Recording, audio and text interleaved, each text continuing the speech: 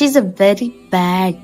എന്താന്നറിയോ, നമ്മളെ വീടിന്റെ അപ്പുറത്തും ഇപ്പുറത്തും നടക്കുന്ന കാര്യങ്ങൾ ഒളിച്ചും പറ്റി നോക്കുക, അല്ലെങ്കിൽ ചെവി കൊണ്ട് കാത് കേൾക്കുക, അല്ലെങ്കിൽ അപ്പുറത്തെ വീട്ടിലേത് ഇങ്ങനെ കണ്ണുകൊണ്ട് നോക്കുക.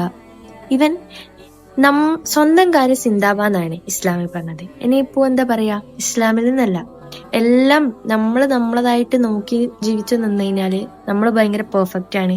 അത് മാത്രമല്ല, നമ്മൾ ഭയങ്കര ഹാപ്പിയാണ്.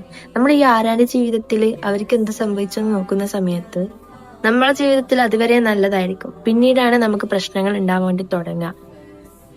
എനിക്കറിയുന്ന എന്റെ പഠിപ്പിച്ച ഉസ്താദ് പറഞ്ഞിട്ടുണ്ട്, നമ്മൾ അറിയാണ്ട് അല്ലെങ്കിൽ അറിഞ്ഞോണ്ട് നമ്മളൊരു വീട്ടില് നമ്മള് എന്താ പറയാ അറിയാതെ ഒന്ന് നോക്കിപ്പോയാൽ മതി, അപ്പം നമ്മളെ കണ്ണിൽ തീജലം ഒഴിക്കുന്നതാണ്. തീജലം നമുക്ക് ജസ്റ്റ് ഒരു തീന്റെ കുണ്ടക്ക് ഒരു 5 മിനിറ്റ് നിൽക്കുമ്പോ, വേണ്ട, ഒരു സെക്കൻഡ് നിൽക്കുമ്പോൾ തന്നെ നമ്മൾ ആകെ അങ്ങ് ഇല്ലാണ്ടായി പോവാണ്.